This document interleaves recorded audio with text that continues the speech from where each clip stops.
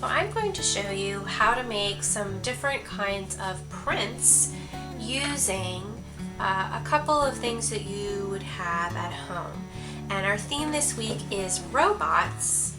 So the first thing I have to do is break down my cereal box. You can use any box, it doesn't have to be a cereal box, that has that thin kind of cardboardy texture to it. And probably going to need help from an adult just to get started cutting down the box.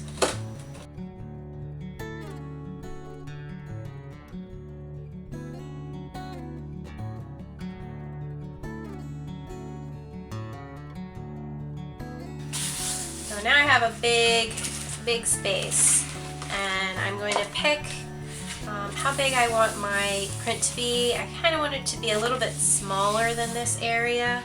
And if you have a ruler or a straight edge to work with, great, but you don't need to. You could hand cut.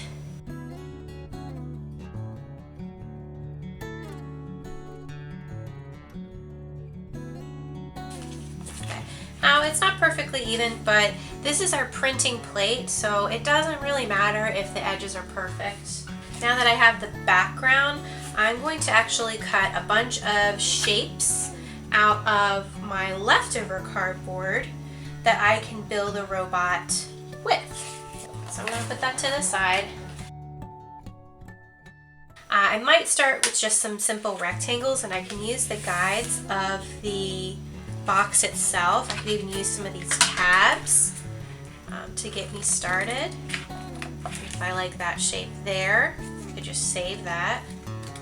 Now, if there's anything that's kind of folded up like this, I am going to try and trim it off because I want these pieces to be pretty flat. There's a little weird thing sticking out here. I might cut that off too.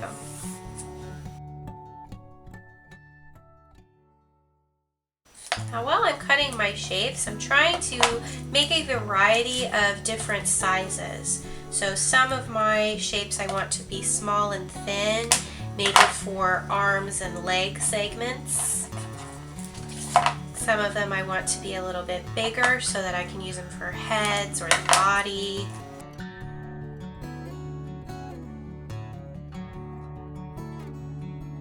Now you could draw in triangles like this.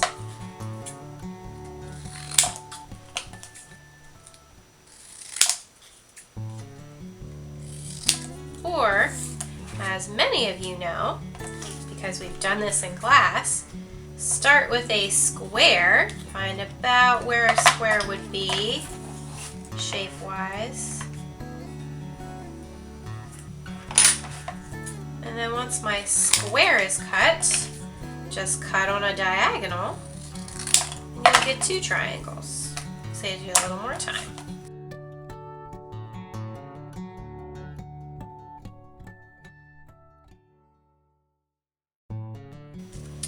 If I want a specific shape, I might put my tag board right up against it and draw the shape that I want.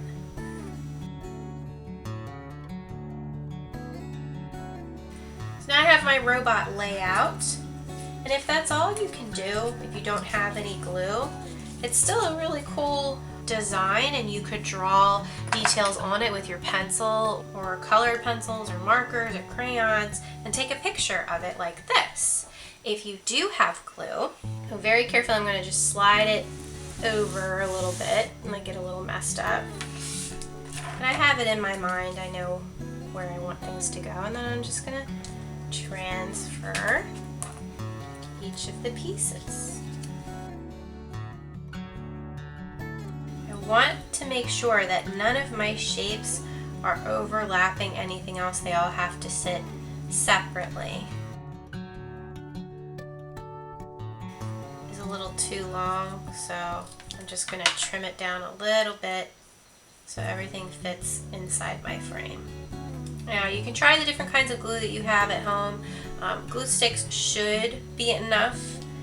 If you don't have a glue stick but you have Elmer's glue, like a glue bottle, you could try that. Just be careful how much of this glue you put down because there's so much water in it that the cardboard might start to curl and wrinkle a little bit. Drier glue, something like a glue stick, will work a little bit better. But I'm going to stick with a glue stick and just go through each piece, lift one up at a time. Side note, if you have a scrap piece of paper or leftover cardboard that you don't need, you can put that beside your, or like an old envelope that you're not using, so that when you glue, because you want to put glue all over, you don't want a little tiny dot like that, you want glue all over, which means it's probably going to get on whatever table you're using. But if you have a scrap like that, scrap pieces of paper, then the paper will get sticky and not your table.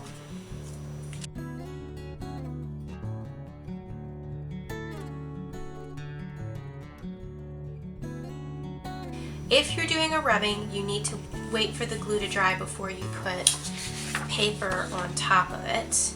But if you're going to be doing the marker print with us, then you don't need to wait for it to dry because you're going to take the glue and make the whole surface sticky for the next step.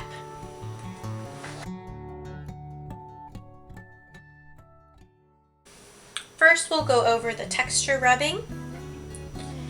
And for this, you just need paper and something that you can rub on top of the paper.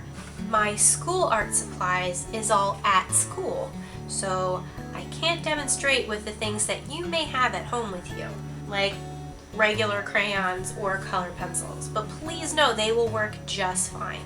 I'm just going to be demonstrating with some things around my house.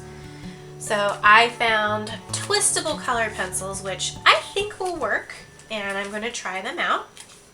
They're pretty pointy, so they may not be the best material to use.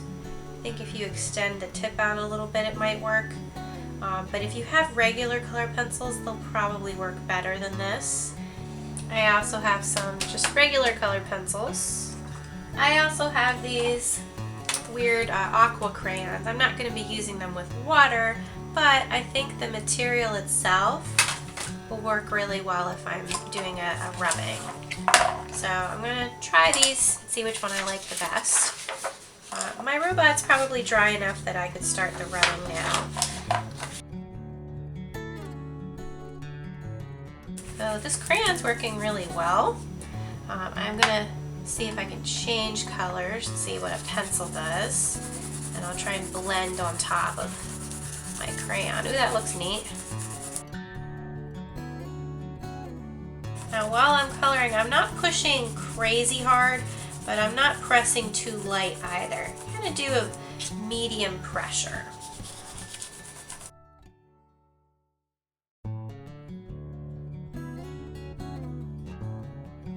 Once you finish your texture print, you can make as many as you want with different materials and colors.